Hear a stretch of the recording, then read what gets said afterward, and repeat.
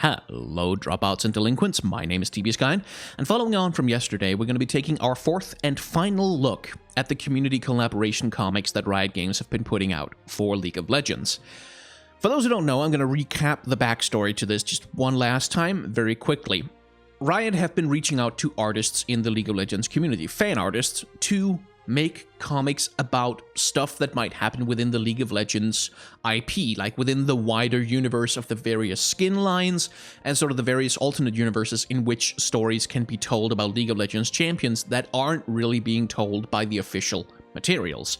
I support this wholeheartedly. I've long been a guy who's trying to shout about how Riot should be doing more comics about stuff because comics are a fantastic format for exploring these things. So I support it wholeheartedly, but Riot has not, in my opinion, been doing a fantastic job of publicizing these comics. They've not been doing a fantastic job of making them available to the, audience, the community, to us, and they haven't been doing a great job of letting people know that they exist. So, having made an entire video complaining about this at length, I decided to put some effort where my mouth is and make a video spotlighting each one of these comics to let people know, like, whatever size my audience might have, at least they will now know that these comics exist, have an opportunity to go and read them, and maybe leave some feedback.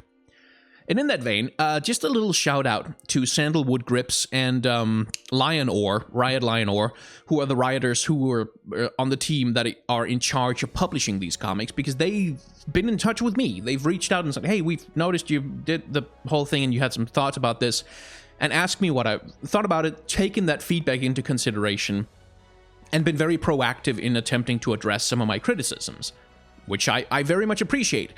And I bring that up because I would like to encourage any of you guys who agree with me that these comics should be more spotlighted, they should be more available, they should be easier to find.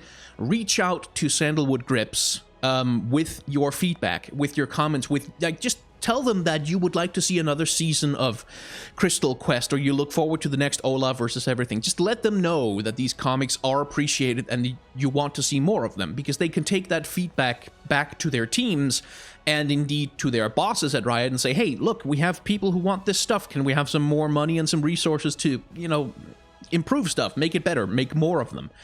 Just because, seriously, I really, genuinely, honestly believe that these comics are a great idea and that there should be more of them and Riot should commit harder to it. But unless they get feedback from other people than some loudmouth on YouTube saying that this should happen, it's not going to happen.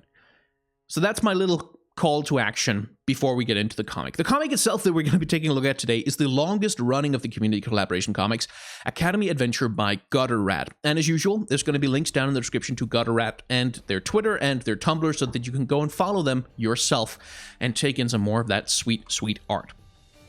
Academy Adventures, as you might infer from the title, is a comic based around the Academy skin line, specifically imagining a high school League of Legends universe where a bunch of the champions are students and a bunch of the champions are teachers at this high school, and it's sort of a slice of life gag-a-day kind of thing where it takes various high school scenarios and imagines what would happen if you had them play out with characters who have magical superpowers.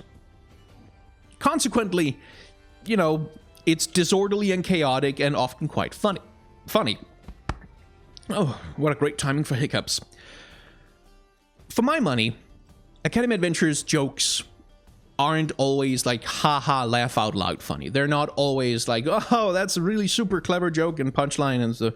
Like, they're not always that, but they always cheer me up just a little bit. Like, it's always fun to see the ways in which, first of all, Gutter Rat has invented a whole bunch of Academy skins for the purposes of this comic. Like, basically taken a whole bunch of champions who don't have any high school themed skins whatsoever and imagined designs for them. For instance, Elise looks like this in the Academy universe, which is a really interesting choice for a champion who, in the base game, looks shall we say, somewhat more voluptuous and adult to go with this much more androgynous look. That's interesting. That's the kind of thing that I certainly enjoy reading these comics, is to see, okay, how do we reinterpret this League of Legends champion to work within the aesthetic and the concept of this universe? And one of my favorite examples of that, and one of the jokes that does make me laugh out loud, is that in this universe, Rek'Sai wears some bows and some makeup, and she is the prettiest girl of the entire school and the most popular girl of the entire school.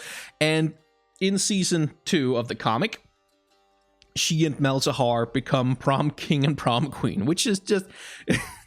that's just good. Like that, yeah.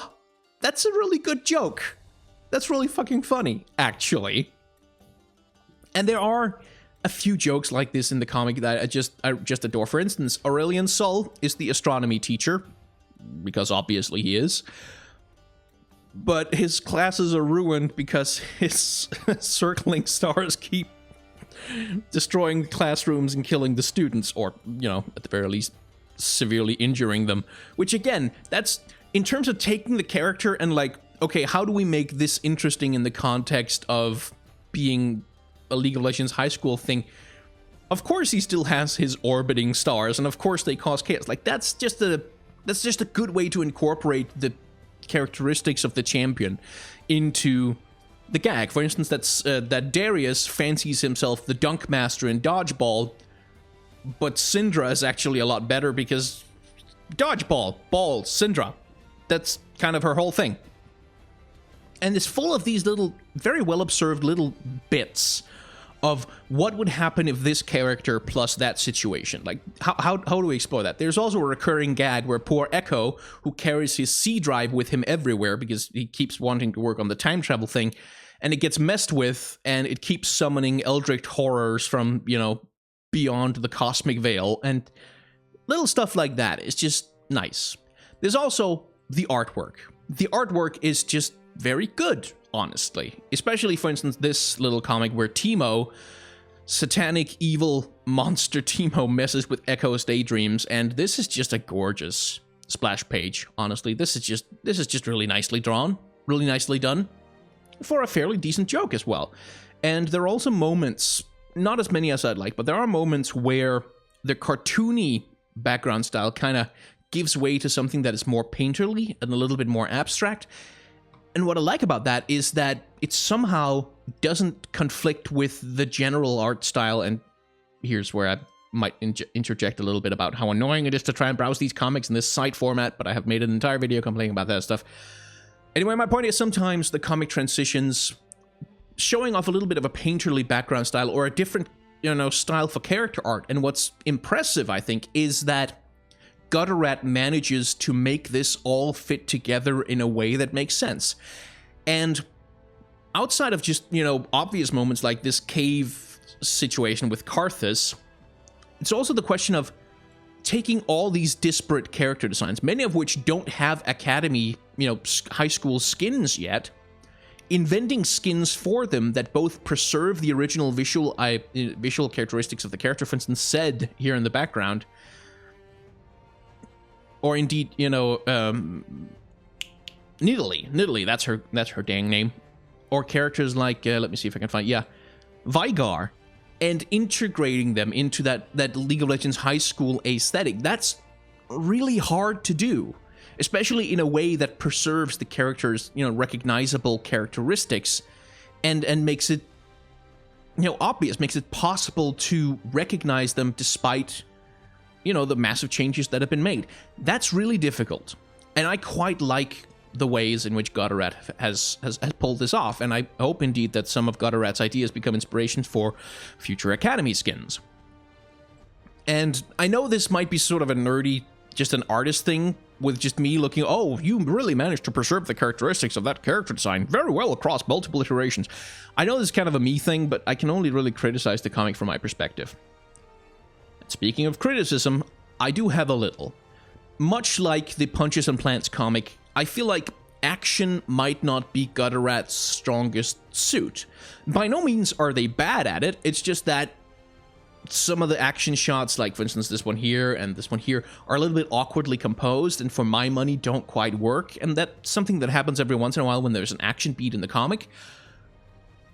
And it's a valid criticism, like it's worth mentioning, but it's also not really the point. It's like the action scenes aren't really the point of the comic. These scenes are the punchline moments, like the expressions, the interactions, the characters playing off each other. This right here, for instance, it's a very well constructed joke. Vladimir with a nosebleed goes to the nurse. It's Nurse Akali. And he decides that he needs to be punched in the face every single day because it's Nurse Akali. By day 6, he gets Dr. Shen instead. Like, that's just a perfectly well-constructed joke, and something that works really well, and something which has that sheen of classic teen comedy over it. Like, that's the kind of thing that you would see in a teen comedy, or some kind of sitcom set in a high school. That's the kind of thing that would happen, and it works really well, and it feels authentic. And the thing about Academy Adventures is, like I said, it's rarely the laugh out loud comic. It's rarely the one where you go, holy wow, that's great construction, or it's sort of this clever idea I would never have thought of in a million years. But it's just a really well executed comic. It's a comic that works really well on its own premise, and it's a comic that I very much enjoyed following it during those times when it was updating. But what I would really, really like is for Riot to commit to it, like 100% commit to it, and say, okay, this is going to be an ongoing thing. Every, I don't know, Monday or every Wednesday or like some weekday, consistently you can expect an update of this thing, because this is the kind of thing I would really like to tune in and just be able to go to a site and go, oh yeah, there's a new Academy Adventures today. I'm going to click on that and just going to check it. I'm going to read it, and I'm going to enjoy it, and I'm going to come back next week. That's the kind of thing I would really love to see for Academy Adventures, because just the explorations and the ideas of how these characters interact, how they bounce off each other. I'm an action fan. Like, I like me some One Punch Man, I like me some Dragon Ball, but the stuff that really tickles me, like the stuff that really kind of gets me coming back to a comic, is when characters interact with each other and bounce off each other in interesting ways. And Academy Adventures is really freaking good at that. Anyway, that is about all I really have to say about these comics. I really hope you have enjoyed my little digression into these comics. Like, I know they're not well known, and for a lot of people they're not really interested in them. Certainly the YouTube algorithm has not cared that much about these videos, but I care, damn it. My name has been TBSky. If you have any comments, you should feel free to leave them down below. And also, a number of people have suggested that maybe if I'm looking for a video to do, maybe I could ask my audience to send me stuff to criticize, like stuff that they have made. I've been a little hesitant to it, but it's honestly kind of a good idea and something I've been wanting to do for a while. So, if you're an artist, if you are a writer or a creative person of some kind, and you have made something and you would like some feedback on it, you should feel free to leave a link to it down in the description down below. And like in the comments, in the description, I won't see it otherwise. And maybe, and I'm making no promises, maybe I'm gonna take a look at it, and maybe that'll be the subject of a video. Maybe I'll do a couple of different things in a video where I give the best feedback that I can, make suggestions for improvements. I try and figure out what I think are the strengths and weaknesses of the thing. So I'm not just gonna praise it. Like, whatever you put up for me, if I see it and I make a video about it, be ready that maybe I'm gonna be really negative. like I'm gonna have a lot of criticisms, and that can feel kind of rough. So if you're not ready for that, you should not put anything down there. This is just kind of an experiment. If you would like me to criticize some work that you have done, feel free to leave it down in the comments down below. Leave a link to the thing so that I can find it, and maybe we'll see. If I feel like I have something interesting to say about some of that stuff, I'm gonna put it in the video. I'm gonna put that out. But for now, my name has been TBSky, and thank you very much for watching. There's a like and dislike button down below. If you feel like those need to be pressed, go and do that. There's also a subscribe button, which you can click. It's a function that YouTube has coded into the site, that you can click on that and the bell next to it so that they will actually send you the videos that I do. My name has been TBSky. Thank you very much for watching. Once again, I will see you in the next video.